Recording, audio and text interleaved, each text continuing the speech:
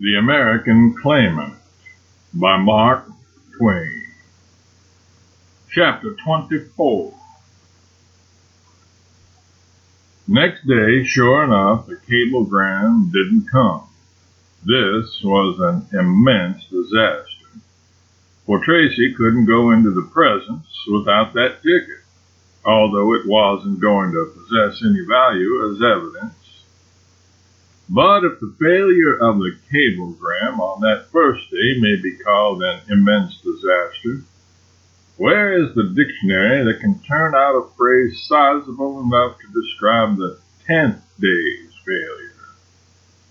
Of course, every day that the cablegram didn't come made Tracy all of 24 hours more ashamed of himself than he was the day before, and made Sally fully 24 hours more certain than ever that he not only hadn't any father anywhere, but hadn't even a confederate.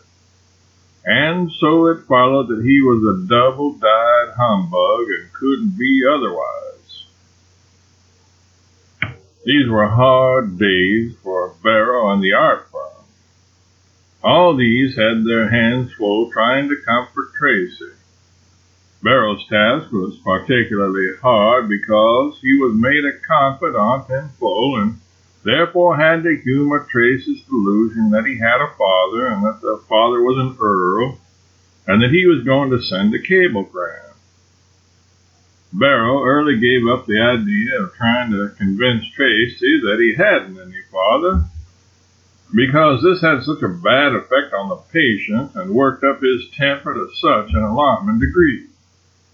He had tried, as an experiment, letting Tracy think he had a father. The result was so good that he went further with proper caution and tried letting him think his father was an earl. This rocked so well that he grew bold and tried letting him think he had two fathers if he wanted to. But he didn't want to, so Barrow withdrew one of them and substituted letting him think he was going to get a cablegram, which Barrow judged he wouldn't, and was right. But Barrow worked the cablegram daily for all it was worth, and it was the one thing that kept Tracy alive. That was Barrow's opinion. And these were bitter, hard days for poor Sally, and mainly delivered up to private crying. She kept her furniture pretty damp, and so caught cold, and the dampness and the cold and the sorrow together undermined her appetite. And she was a pitiful enough object, poor thing. Her state was bad enough, as per statement of it above quoted, but all the forces of nature and circumstance seemed conspiring to make it worse, and succeeding. For instance, the morning after her dismissal of Tracy, Hawkins and Sellers read in the Associated Press dispatches that a toy puzzle called Pigs in the Clover had come into sudden favor within the past few weeks, and that from the Atlantic to the Pacific, all the populations of all the states had knocked off work to play with it, and that the business of the country had now come to a standstill by consequence. That judges, lawyers, burglars, parsons, thieves, merchants, mechanics, murderers, women, children, babies, everybody, indeed, could be seen from morning till midnight absorbed in one deep project and purpose, and only one: to pen those pigs, work out that puzzle successfully. That all gaiety, all cheerfulness had departed from the nation, and in its place care, preoccupation, and anxiety sat upon every countenance, and all faces were drawn, distressed, and furrowed with the signs of age and trouble, and marked with the still sadder signs of mental decay and incipient madness. The factories were at work night and day in 8 cities, and yet to supply the demand for the puzzle was thus far impossible. Hawkins was wild with joy, but Sellers was calm.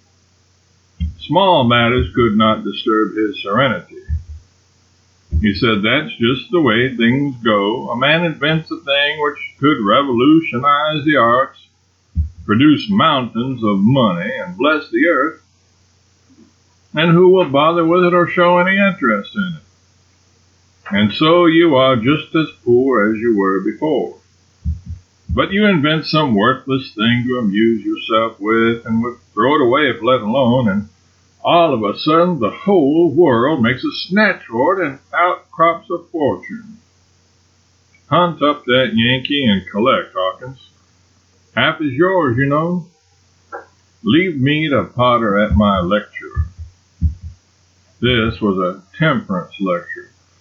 Sellers was head chief in the temperance camp, and had lectured now and then in that interest, but had been dissatisfied with his efforts.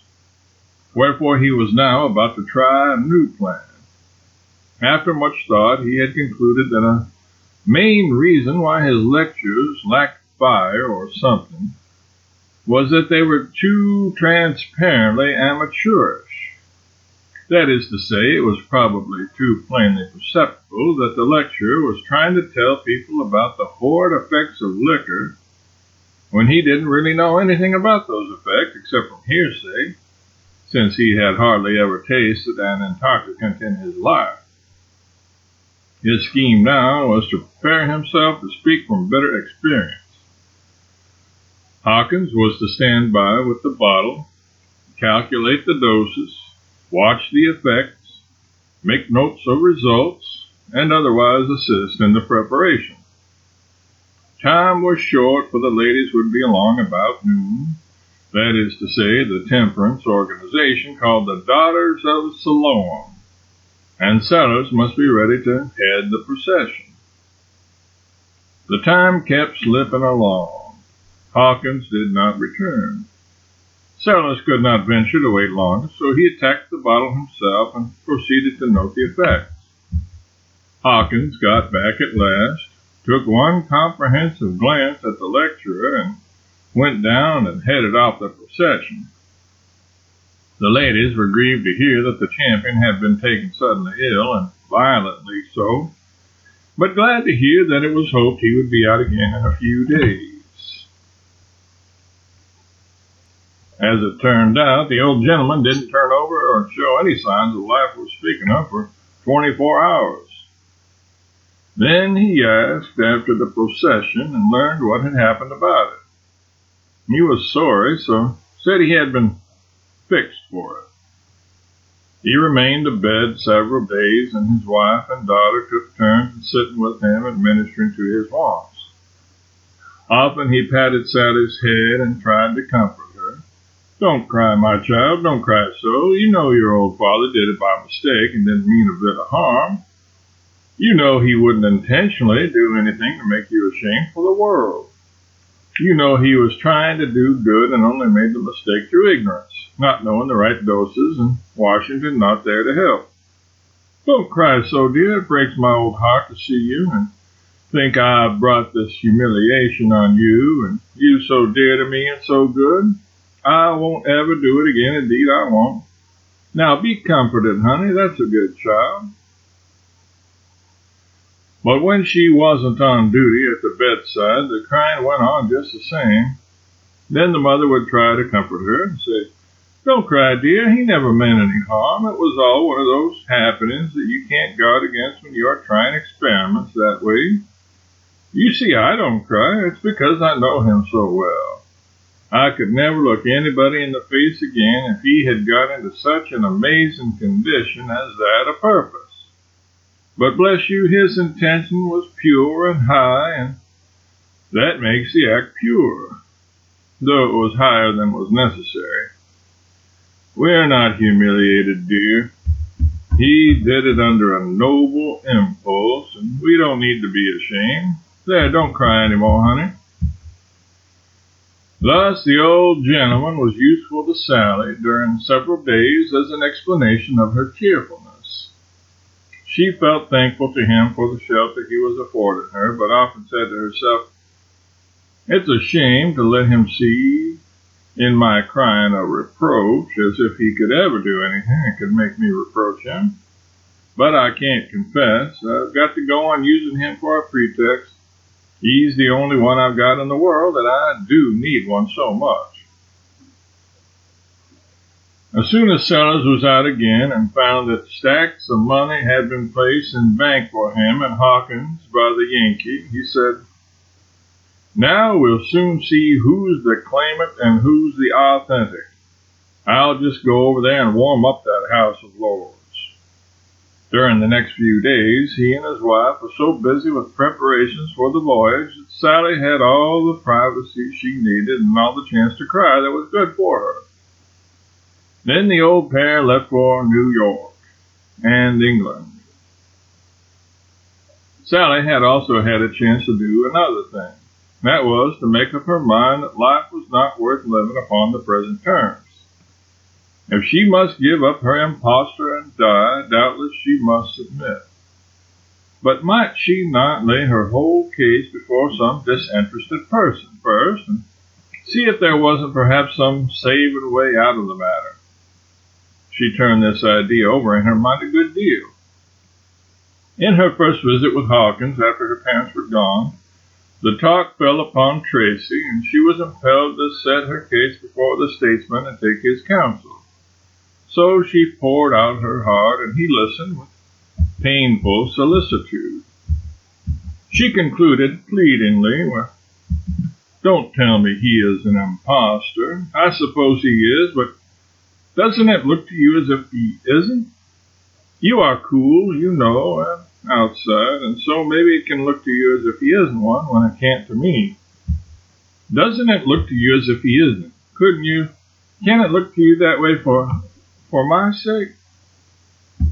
The poor man was troubled, but he felt obliged to keep in the neighborhood of the truth. He fought around the present detail a little while, then gave it up and said he couldn't really see his way to clearing Tracy. "No," he said, "the truth is, he's an impostor. That is, you feel a little certain, but not entirely." "Oh, not entirely, Mr. Hawkins. It's a pity to have to say it. I do hate to say it, but I don't think anything about it. I know he's an impostor." "Oh, now, Mr. Hawkins, you can't go that far. A body can't really know it, you know. It isn't proved that he's not what he says he is. Should he come out and make a clean breast of the whole wretched business? Yes, at least the most of it had ought to be done." So he set his teeth and went at the matter with determination, but purposing to spare the girl one pain, that of knowing that Tracy was a criminal. Now I am going to tell you a plain tale, one not pleasant for me to tell or for you to hear, but we've got to stand it. I know all about that fellow, and I know he is no earl's son. The girl's eyes flashed, and she said, "I don't care a snap for that. Go on." This was so wholly unexpected that it at once obstructed the narrative. Hawkins was not even sure that he had heard aright. He said, "I don't know that I quite understand. Do you mean to say that if he was all right and proper otherwise, you'd be indifferent about the rural part of the business?" "Absolutely. You'd be entirely satisfied with him and wouldn't care for his not being an earl's son? That being an earl's son wouldn't add any value to him?" "Not the least value that I would care for. Why, Mr. Hawkins, I've gotten over all that daydreaming about earldoms and aristocracies and all such nonsense, and then become just a plain, ordinary nobody and content with it. And it is to him I owe my cure. And as to anything being able to add a value to him, nothing can do that. He is the whole world to me, just as he is. He comprehends all the values there are. Then how couldn't you add one?" "She's pretty far gone." He said that to himself. He continued, still to himself, "I must change my plan again. I can't seem to strike one that will stand the requirements of this most variegated emergency 5 minutes on a stretch. Without making this fellow a criminal, I believe I will invent a name and a character for him calculated to disenchant her. If it fails to do it, then I'll know that the next rightest thing to do will be to help her to her fate, poor thing, not hinder her." Then he said aloud, "Well, Gwendolyn, I want to be called Sally. I'm glad of it. I like it better myself. Well, then I'll tell you about this man Snodgrass. Snodgrass? Is that his name? Yes, Snodgrass. The other's is nom de plume. It's hideous. I know it is, but we can't help our names. And that is truly his real name and not Howard Tracy? Hawkins answered regretfully. Yes, it seems a pity. The girl sampled the name musingly once or twice. Snodgrass. Snodgrass. No, I could not endure that. I could not get used to it. No, I should call him by his first name. What is his first name? His initials are S.M. His initials? I don't care anything about his initials. I don't call him by his initials. What do they stand for? Well, you see, his father was a physician, and he was an idolater of his profession, and he was a very eccentric man. What do they stand for? What are you shuffling about? They stand for spinal meningitis. His father being I never heard such an infamous name. Nobody can ever call a person that, a person they love. I wouldn't call an enemy by such a name. It sounds like an epithet. After a moment, she added with a kind of consternation, why, it would be my name. Letters would come with it on. Yes, Mrs. Spinal Meningitis Snodgrass. Don't repeat it, don't. I can't bear it. Was the father a lunatic? No, that is not charged. I'm glad of that because that is transmissible. What do you think was the matter with him then? Well, I don't really know. The family used to run a good deal of idiots, and so maybe... Oh, there isn't any maybe about it. This one was an idiot. Well, yes, he could have been. He was suspected. Suspected? Said Sally with irritation. Would one suspect there was going to be a dark time if you saw the constellations fall out of the sky? But that is enough about the idiot. I don't take any interest in idiots. Tell me about the son. Very well, then. This one was the eldest, but not the favorite. His brother, Xylobalsamum. Wait, give me a chance to realize that. It is perfectly stupefying. What did you call it? Xylobalsamum. I never heard such a name. It sounds like a disease. Is it a disease? No, I don't think it's a disease. It's either scriptural or... Well, it's not scriptural. Then it's anatomical. I knew it was one or the other. Yes, I remember now. It's anatomical. It's a ganglion, a nerve center. It's what is called the xylobalsamum process. Well, go on. And if you come to any more of them, omit the names. They make one feel so uncomfortable. Very well, then. As I said, this one was not a favorite in the family, and so he was neglected in every way, never sent to school, always allowed to associate with the worst and coarsest characters, and so, of course, he has grown up a rude, vulgar, ignorant, dissipated ruffian, and, he?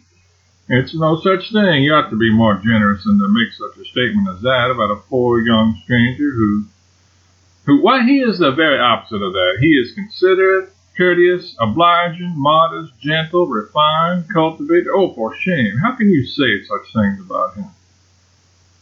I don't blame you, Sally. Indeed, I haven't a word of blame for you for being blinded by your affection, blinded to these minor defects which are so manifest to others.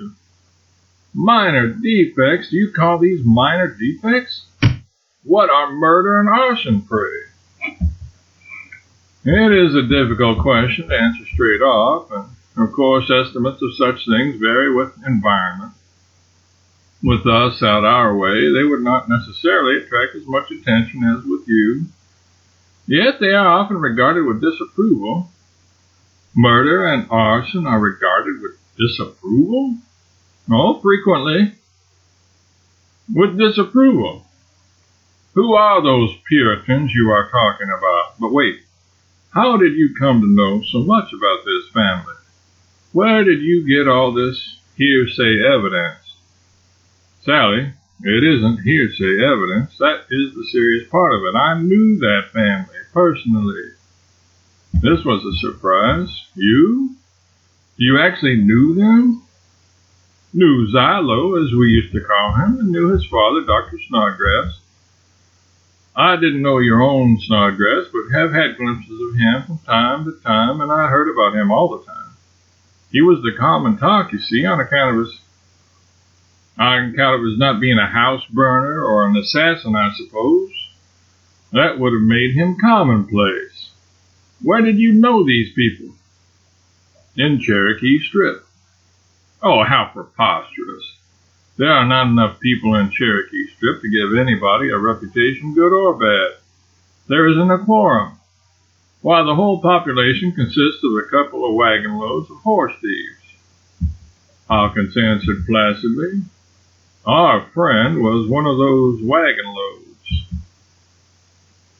Sally's eyes burned and her breath came quick and fast, but she kept a fairly good grip on her anger and did not let it get the advantage of her tongue. The statesman sat still and waited for developments. He was content with his work. It was as handsome a piece of diplomatic art as he had ever turned out, he thought. And now let the girl make her own choice. He judged she would let her specter go. He hadn't a doubt of it, in fact. But anyway, let the choice be made, and he was ready to ratify it and offer no further hindrance. Meantime, Sally had thought her case out and made up her mind. To the Major's disappointment, the verdict was against him. Sally said, He has no friend but me, and I will not desert him now.